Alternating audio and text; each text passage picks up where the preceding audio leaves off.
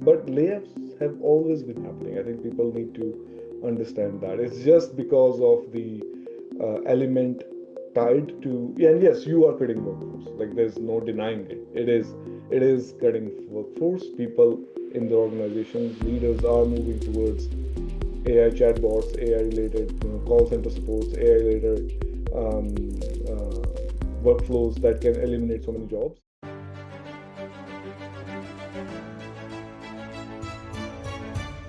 Leaders Talk, Season 2. Hello, everybody. Hello and welcome. It is your favorite time of the week. It's my favorite time of the week. It's time for Leaders Talk. And as always, I am your intrepid host, Andrew Dupe, head of communications here at Leaders Brands and host of the podcast. And with me today is Paramdeep Singh Saini. Now, Paramdeep leads enterprise scale transformations where complexity, legacy systems, and siloed teams often slow business projects. His focus, aligning architecture, engineering, and business priorities to accelerate delivery, improve stability, and unlock measurable outcomes across regulated, high-stakes environments. Over the past 15 years, he's led multi-million-dollar technology initiatives across financial services, retail services, healthcare, and in those services, he's delivered modernization, risk-ready design, and operational clarity at scale. He's built and restructured cross-functional teams, managed delivery organizations of over 200 plus personnel, and mentored senior architectures and engineering leads through periods of rapid change and pressure. And what has consistently set him apart is his leadership through transformation, bringing structure to ambiguity, creating space for others to lead, and embedding technical and cultural foundations needed to scale. Whether stabilizing core infrastructure or resetting delivery momentum, he focuses on building trust across businesses and empowering teams to execute with clarity and with confidence. Paramdeep, that's a really good introduction. But Thanks for that. well, you wrote it. but yeah, I mean, I think that's a interesting start. But yeah, let our audience know a little bit. Just go in a little more of a deep dive review about your background, just to kind of give them a helicopter view of who you are. Absolutely. Thanks for having me, Andrew, first of all. Oh, absolutely. And yeah, it's more of a journey, hard to describe in just a few words or sentences, but I'll start. I started off my career as a software developer, Right. and I was always intrigued by the technology, and I've spoken that in the book as well, that the advancement in technology always, I was always driven towards it. I was really excited how times were changing so fast, and now we are in the next era of AI evolution, Mm. uh, before the cloud and the computers, and as we move closer to a Type 1 civilization on the Kardashev scale. Um, Me, I just like to bring something better and new into the world, Yeah. and that's why I chose um, this profession where with digital transformation you can do that over and over and again as much as you want, because there will always be advancement.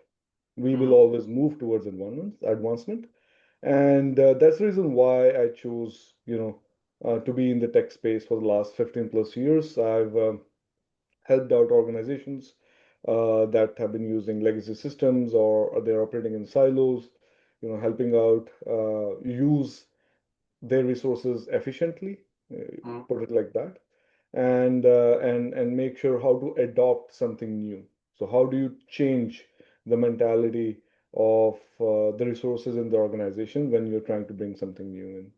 So that's what digital transformation is actually. At the end of the day, it's not about technology, it's how you adopt and implement something at scale first within an organization, and then you scale that either within the country or globally. That's just one liner of what digital transformation is. So yeah, I so mean, that's me. this is an exciting time for digital transformation. In this business that I've been in now for 7 years, we were talking about 7 years ago, completely different concepts of what digital transformation meant compared to what it is now. And they were much smaller because the scale was much smaller. We were just talking about how are we going to transfer things to the cloud. Shout out to Kevin Jackson's book behind us. But at that stage, we were that was the kind of the bleeding edge of just moving material onto getting them out of their silos, getting them off of the hardware, getting them into software that was more accessible. But now we're just it's advanced so much farther than that. Kind of let our audience know from your expertise, what have been the things that have changed in the 15 years you've been in here that you've seen that basically has redefined digital transformation.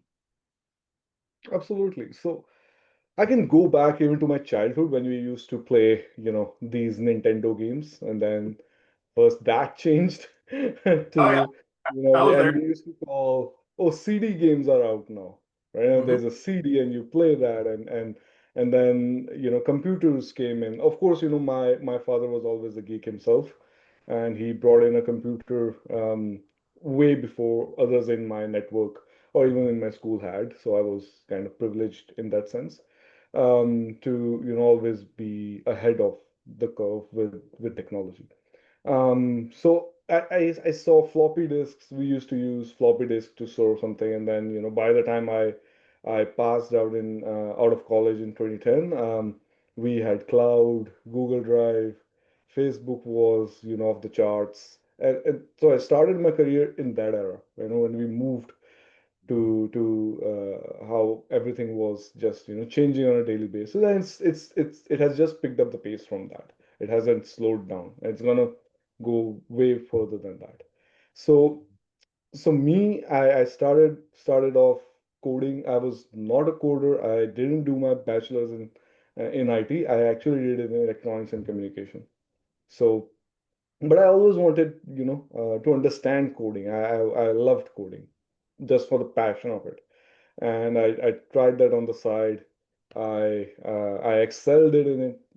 I came third in a placement drive that tested out codings, and that included IT folks and computer engineering people. So and that's where I understood that I'm really good into coding aspect. So I started off my career in IT, and it took off. Like it, I just was able to prove myself in the world, whichever company I joined. I was able to, you know, understand new technology that was given at that time, at that era, and my luck was that I always got to work on new emerging technologies, right?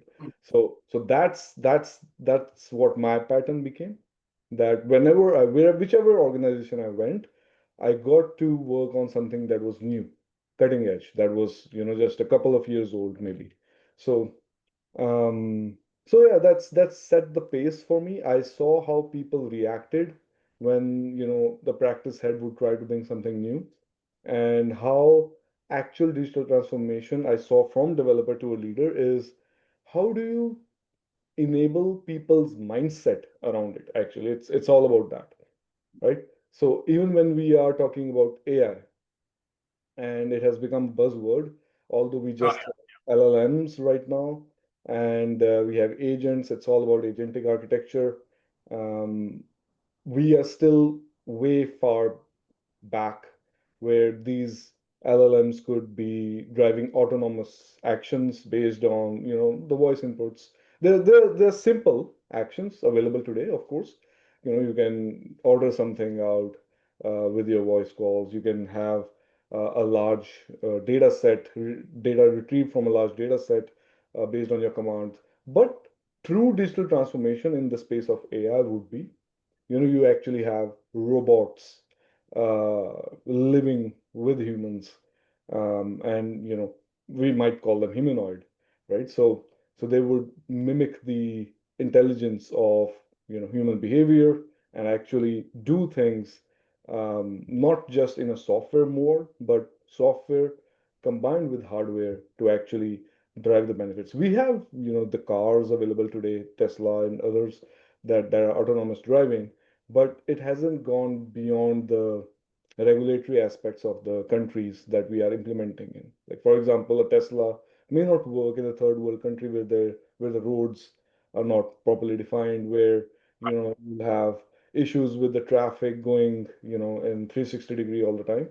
So what it takes is how do you change the mindset of mass population or people within an organization to something you're trying to bring in or pitching an idea. So it goes back to that only. Some people will always reject it because they think, they were living a normal life and suddenly you throw a stone in the water and they don't want change. People are scared of change, right? So that's where change management comes in, and digital transformation is nothing but managing how people would respond to something you bring in new. Yeah. That is what it is.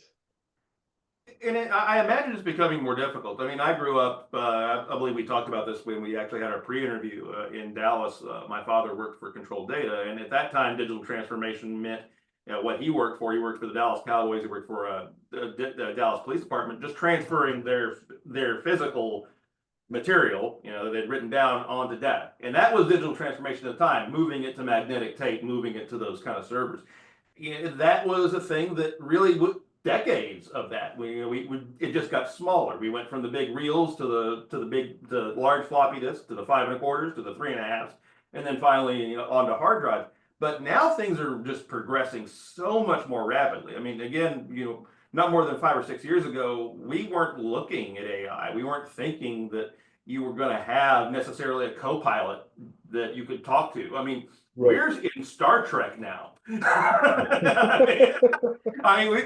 watch the original series of Star Trek in the 1960s, and they say computer, and the computer talks to them, and you think in the 1990s we were thinking, well, where's their monitor? They didn't really get this. That's not how things are going to be. But no, we caught up to that very Right. quickly, Right. and now what you're saying is we're moving the 100 years past that to where we got Mr. Data, and to we got to we've got that. So I mean, it's got to be jarring for business leaders, even ones who are tech savvy and are tech forward, to have this kind of change this quickly, this rapidly, and to the point where we're almost to the point where our imagination is done. Right. What's Absolutely. next? You think and it's done. Right. So, Yeah. and that's where we're going, right? That's so, and back to your point, that is doing the actual physical transformation of something, of a product, of an idea. That is definitely one aspect of digital transformation, right? Like, Right. and COVID actually accelerated that. I Mm. think, yeah, there are events in the laws of the universe that just pushes you in a direction much farther than you would have wanted to go, right? So, but ultimately, at the end of the day, is about, you can have paper processes converted to, online workflows. You can have these devices and gadgets give you real time, heart rate and health information. You might even have devices in the future you can just go and start and give you the entire landscape of your, health, whether you have cancer, whether you're prone to cancer, right? There would be so much advancement, of course, down the line that these things will be possible. But it's the second aspect is where, I'm trying to also focus on. The first aspect is good. It's a toy given to a child. Oh, I'm going to do something with it, right? And they're excited and passionate people who just want to do something and bring something new. But then and that's why they're leaders. But then you have to complete the process of adoption. Mm. So if you're not able to, like, people say that Nikola Tesla was a brilliant mind, right? And he is, but he wasn't able to scale like his inventions, right? He wasn't able to. Yes, there were other political issues, but he wasn't able to scale what he did. Apart from, of course, uh, the the alternating current motor that he. Yeah. Yeah. Yeah. So, but apart from that, and you had another person at the same time who did much less than what Nikola would have done, but he was successful, right? So what happens is, and this is true, this analogy is true even today. Like, you have brilliant minds in the labs of the greatest organizations out there, even startups, but then you need actual people, business leaders, to use the inventions that they are creating to take it to the masses and shape the entire globe around that, right? So, Yeah.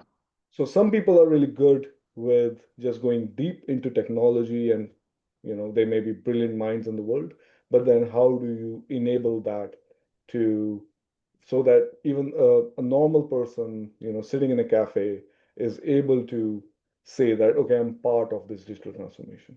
And this Mhm. is what happens in the organization too.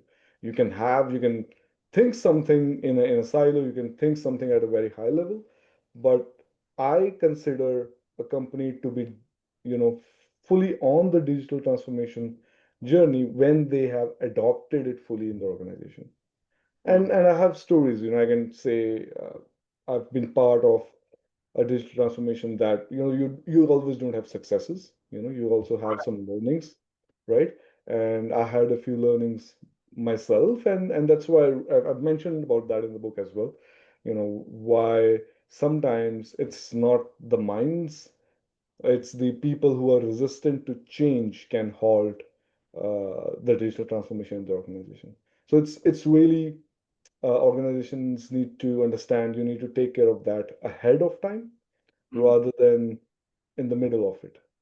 So and organizations have paid a huge price when they don't do that. So yeah. Right. Yeah. And it's something that I hear very regularly that you have to right now being ahead of everything is basically being on time Right, because we're moving so quickly that if you're not thinking 3 or 4 steps ahead, you're right, essentially being stagnant. So exactly, yeah. right. Or you may even pull people down who wants to do the right thing, right? So and maybe consciously, maybe not consciously, but it is the human behavior to and you have majority of the population resisting to change, that sometimes people who are running fast and you have so many people tied to you that sometimes they just slow you down, right? So it's understanding how we can help increase the speed of the people that you are leading, because a leader can't just run alone, right? Like then everyone can be fast, right? And everyone can be Usain Bolt, but okay, not everyone can be but uh, I, but But even if Usain Bolt has so much weight behind it, like he won't be the fastest runner, right? So you need to make sure that the weight that the leaders are carrying is contributing to the force in the same direction, not in the opposite direction. That's where change will stall and ideas fail, and you know progress also stops. So yeah. Well, that's where you need team building, and that's where I think that a lot of people are concerned with. Well, what are these changes going to do to business? What are these changes going to do to workers? And in many cases, there's some scary questions to be asked. I know that I've read the Project 2027, which is kind of both doom and gloom and positive. It has a little bit of both that are kind of mixed in. But there's the idea as well, though, that with these changes, yes, there's going to be things that are going to be automated, but we're going to need the human element to come in to be able to help us streamline these automatizations, to create new automatizations, to help with actually being able to scale. So, do you have a positive or do you have a negative or do you have an undecided outlook on what this is going to do to the standard American workforce or even the world workforce? Sorry, I don't want to be US centric here. I think it's not a straight answer. Right. That's what I figured. It's like a circle. You might end up where you started, but I'll still try. So I think people need to understand that um, things will always change regardless. And I think Yeah. what is scaring people is, am I going to be able to afford my mortgage? Am I able to afford my house if I lose my job? Like, are they taking our job? Like, is the narrative that is being thrown out there the right narrative for the people, right? For the masses. Is Mm. it the correct narrative? There's no right and wrong answers because okay, Amazon just announced another head of layoff that they're going to do. And then you also have so many layoffs happening in the space. But layoffs have always been happening. I think people need to understand that. It's just because of the element tied to, yeah, and yes, you are cutting workforce. Like there's no denying it. It is cutting workforce. People in the organizations, leaders are moving towards AI chatbots, AI related, call center supports, AI related workflows that can eliminate so many jobs. From their perspective, they're eliminating roles that were not required or redundant. Now, it's not the problem of the resource. They don't need to feel that way that they are just being thrown out in the frenzy to look for something and care for them. But for them, from their standpoint, um, what am I going to do? Am I going to be on the street? Do I need to sell my home? Like, where do my savings go? Like, it's all the different aspects that make us human and which we need to be there. You sometimes perform your best when you are sometimes with the loss of fear, right? Of losing something. You perform your best sometimes, and what it does is it gives the society that adrenaline maybe, or that fear that it needs to either come out of the comfort zone that some people have gone into, or it just makes people wonder what is going to happen. But that was always the case when 70s, 80s, and the early 2000s was happening, right? It's just the mass of news is spreading like this, that you're more scared than ever, Yeah. right? And So I, that everyone gets to know everything in an instant. So mhm. that is good for things you can control the masses with that, but then it's also not good because you're not able to control the narrative they may go into. So so the short answer is um, there is going to be a lot of hue and cry, right? Like there is going to be that, and it's not a perfect world.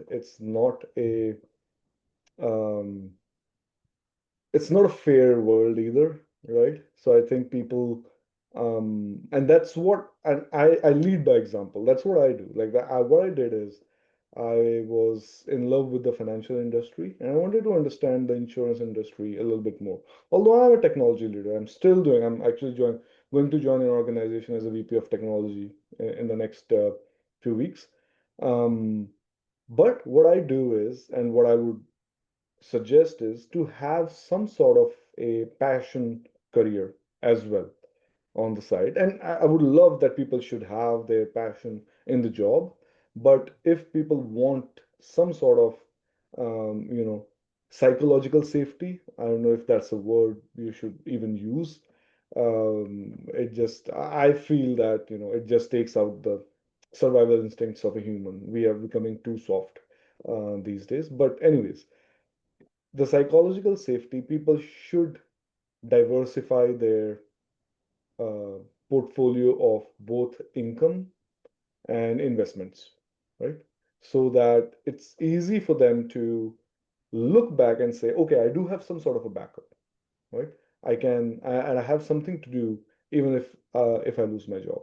What that does is it triggers you in the direction where you are not fearful coming to work every day, right? So that is a starting point for people who, you know, probably want more of a stable life, right? And there's people that would like to always, be on the edge. It doesn't matter to them. They believe in themselves so much that even if they lose a job with AI, they can, turn things around, right? So technology advancement has always taken jobs, created jobs as well, removed roles as well, and changed businesses. So people need to understand that this is going to happen. They need to make sure that they spend some time out of their schedule to always be prepared for what's coming next, Yeah. so that it Yeah. doesn't hit you like hitting a brick wall suddenly, right? So, but you don't need to be living in fear all the time either. Yeah. So I think it's the job of the world leaders to have those governance in place that allows people to transition into the new technology, new business model, new ways of working, and give them some time to adapt while the innovation and invention is taking its pace, with full speed.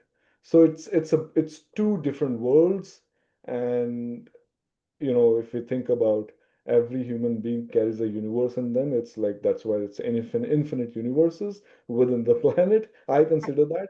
Um, so you need to bring all those together, all those universes together, um, to be able to move ahead in a pace that is both adopted well within the industry with people, but also you don't want to stall the brilliant minds that are doing hard work to bring something out new. And what they see from their perspective is people getting scared. So it's not fair to them either.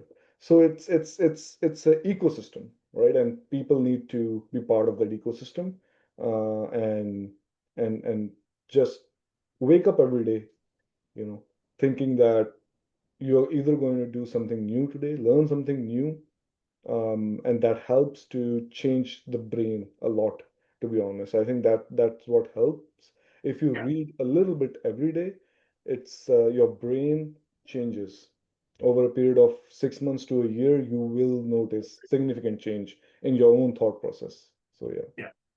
Well, I think about it from that perspective. As a guy who taught history for several decades, I've seen this before. It's just it happened a lot more slowly, and it happened like you say. It didn't happen with the media telling us about it all the time. I mean, we had the transition from horse-drawn carriages to cars. We had the yeah, transition into computers.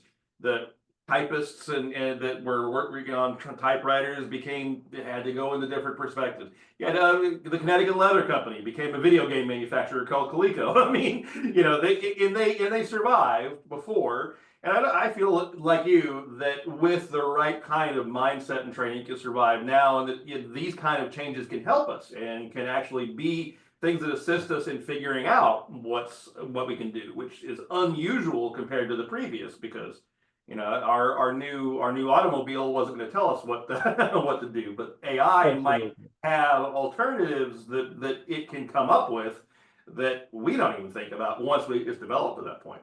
Um, Right. as much as we could go down a rabbit hole in this for a while, I kind of want you to talk as we kind of wrap up here. Just let the audience know a little bit about your book, why you wrote it, and exactly when they can get it. The reason why I wrote it, of course, the answer is twofold. One, I always wanted to, as part of my journey, and I was always thinking when to start that journey, and that's a dilemma. That's a dilemma I had for a long time. But the second piece is it talks about my journey from being a developer at one point to becoming a leader in the organization and leading other people. What are my lessons learned through the process of digital transformation, what people can get out of it. That resilience at the end of the day is your best friend, Yeah, right? And grit and determination is the more you build in it, the more it'll help you to cross that change we just talked about. So I wanted to make sure that it all aligns with why I actually wrote in the very first place.